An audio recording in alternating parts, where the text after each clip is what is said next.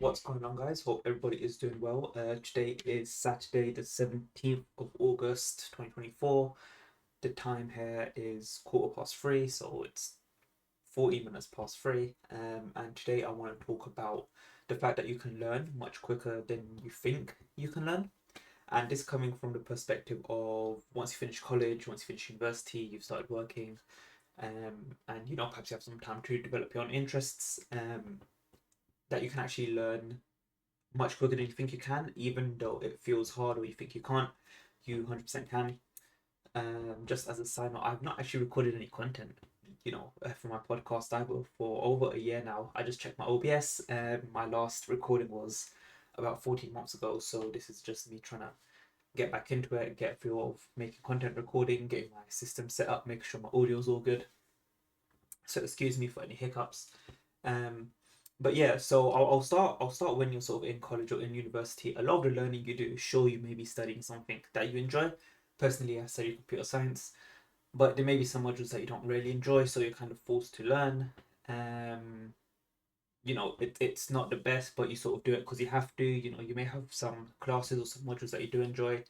Fair enough. And then for most people, once they finish college or finish university, they start working. They go into their full time job. I started my job just over 3 years now, and I think it's at that point where you sort of see a shift in your life, in the sense that when you start working, you have a sort of a monthly income. At the end of the month, you get paid, which is nice. But I think the bigger thing, which really sets work apart from college and university, is time outside of work is actually yours. Whereas when you're in college or university, once you finish, your classes, your labs, your lectures for the day, you go home, and most of the time you just go back and start studying again. Studying for your midterms, or your exams, or you've got coursework or projects that you need to get done. You sort of just go home and start studying for those, and all of your time is spent doing that. And I think a lot of people in college as well, they feel guilty when they're not spending all of their time, revising or studying, or trying to get the best grade, which is fair enough. But it's a very specific mindset which occurs during like the college and university phase of your life. But once you start working, once you finish work, obviously this depends on the sort of industry you're in. um I work in tech, I work in consulting, I work in cybersecurity. My hours are generally pretty good. I have a good work life balance. I pretty much work the regular 9 to 5 hours, and then the idea that after 5 o'clock, once I clock out of work, that's all my time. I can spend it to do whatever I want, whether it's work out, cook food, go see my friends, spend time with my parents, play games, whatever you want. It's all your time, and that's sort of almost freeing because you can do whatever you like. And I think after that, I think that's when I started to develop some other interests. So interests that I may have had back in university, but really don't have time to actually develop. And one of those was, for example, content creation. I started a podcast in 2021 after I started working. So a couple of months later, I said, I've got this time, I want to spend it, I want to do something. I started a podcast on blockchain technology. I did that for about a year and a half, then stopped for various reasons. Got back into it, but you're a lot of the time when you're working, you're not learning at the rate at which you're used to learning while you're at university or college. When you're preparing for exams or studying, you're revising, you're learning a lot quicker than you normally would. And once you start working, sure, you have a period of perhaps 6 months or a year where you're learning a lot. You're learning a lot of things on the job.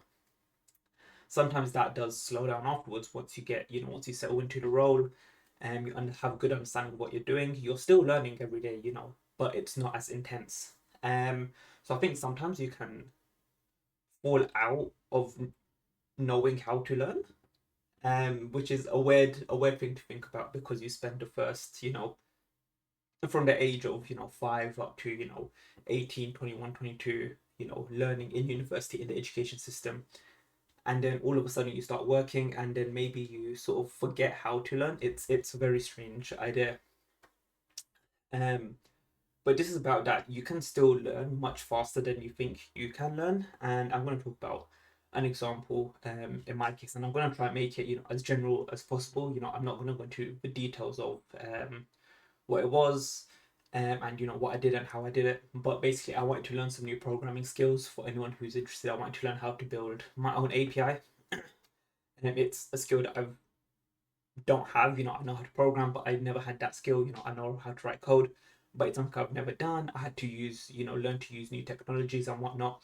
So I thought, I'd give it a go. And it was over, 3 or 4 days perhaps. I reached out to some friends. I said, who have a bit more experience. I said, hey, I want to do this. How would I go about doing it? And they are the ones who gave me piece of advice. They said maybe you should consider X, Y, and Z. Some of them mentioned some things. In this case, they mentioned serverless technology, and I was like, oh, well, you know what? I've actually, a little bit familiar with that. I understand that maybe I can use that instead.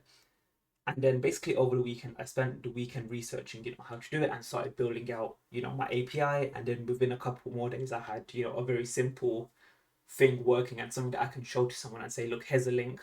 If you go to this link, you should see X, Y, and Z. And this is coming from what I actually built myself. And I was, after those that weekend, or it was a weekend and a few days into the week, I was like quite surprised that what I had actually built, I was like, damn, I actually made something, something that I wanted to make. I told myself, I wanted to build an API, and then within a week I had built it, and I could show some of my friends, say, hey, look, thanks for your help. This is what I did. And that process was kind of like almost like eye-opening to be like, you can actually do things that you put your mind to, especially once you get over that hurdle of inaction, or that feeling of, oh, this is going to be difficult, or I don't know how to do it yet. And it's a lot of just basically like fuck around and find out is the best way to put it. Like you just try things and then figure out what actually works for you. um and I think one thing that I would, okay, I'll just make sure it's actually still recording, because I wasn't sure if it was, but no, the recording's still going. um I think the first thing that I would recommend is, if you have people who are in that same space as you, whether it's a skill you want to learn, whether it's drawing, or learning to play a guitar, or learning to cycle, or learning to, ride a skateboard, literally anything. It's like finding people who are sort of in that space as well, and people who you can speak to. So, I have a few friends from some, games I used to play in the past that I'm still in contact with them. And those were the guys I reached out to. I said, hey, I want to do X, Y, and Z. Can you help me out? If you're interested in, skateboarding, perhaps it's a case of finding a skate club nearby, if there is one, and, finding people who are happy to teach new people. And if that's not the case, then perhaps it's, using things like Twitter and Discord. Like Discord is crazy, the amount of like groups and social groups that you can find for all sorts of things. I'm sure there's groups on Discord for, skateboarding and, whatever else have you, whether it's, art and drawing. I'm sure you can find people who will actually, give you a hand in answering your questions and helping you learn. I think that's the first part, is having people in that space, because a lot of it is, when you want to learn a new skill, a lot of the blockages are actually mental. They're not physical. It's not, I don't know how to program, or I don't know what keys to press, or I don't know how to push off my skateboard.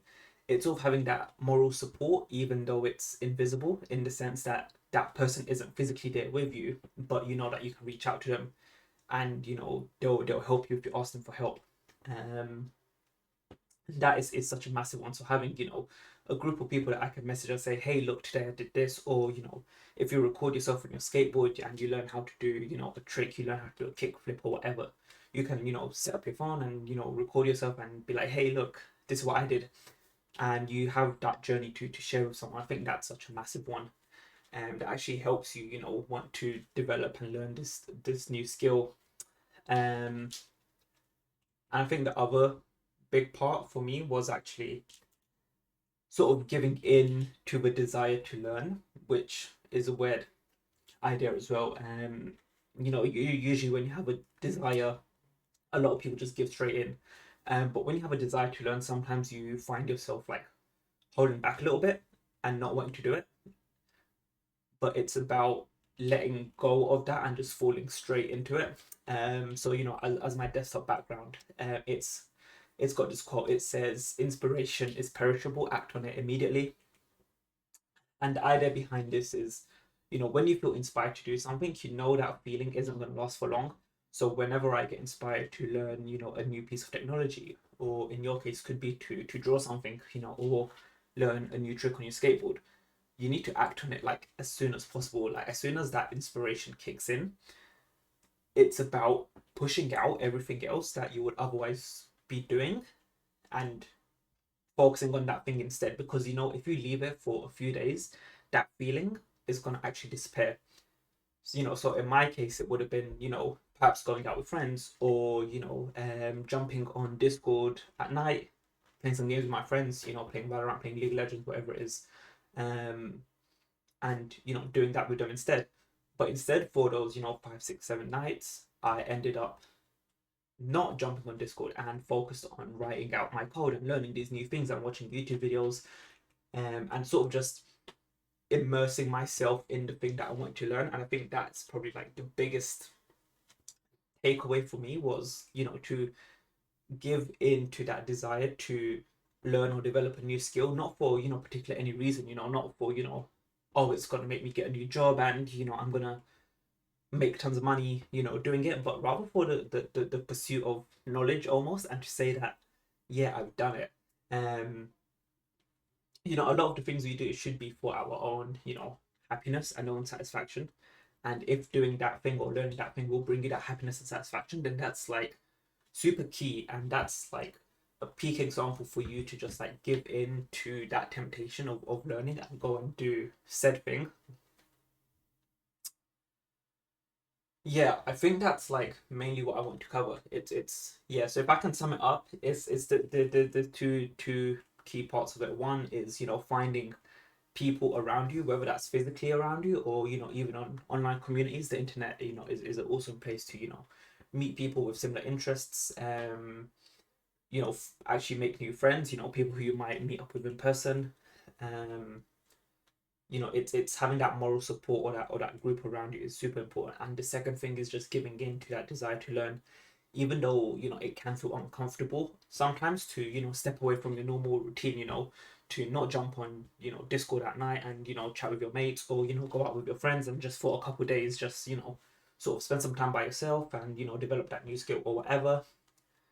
After those few days, you're going to be like, it was worth it. Because when you have that burst of inspiration, if you don't act on it and you let it fizzle out, you will, like, I feel terrible about it afterwards. I'm like, I had this, burst of inspiration, but I didn't sort of act on it or follow up on it. And, I think that's sort of, and why I ended up making this video is partially because I had that sort of burst of inspiration to say, I want to jump back into content creation.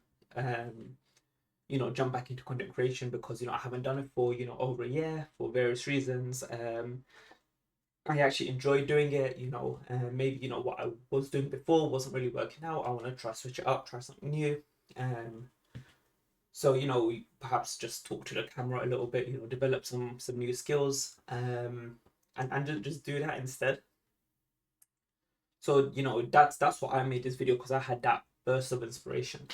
And the idea is, once you sort of get the ball rolling, it's easy to keep the ball rolling once you get it going. So that inspiration is you sort of kick-starting, the engine, or, pushing that boulder up the hill, where once it starts to roll, you can actually, push it a lot more easily. For anyone in physics, it's, I can't remember but which Newton's law it is, but it's the idea of inertia. An object in motion will stay in motion, and the hardest part, is getting that object to move in the first place. And once you get it to move, you can actually keep it going.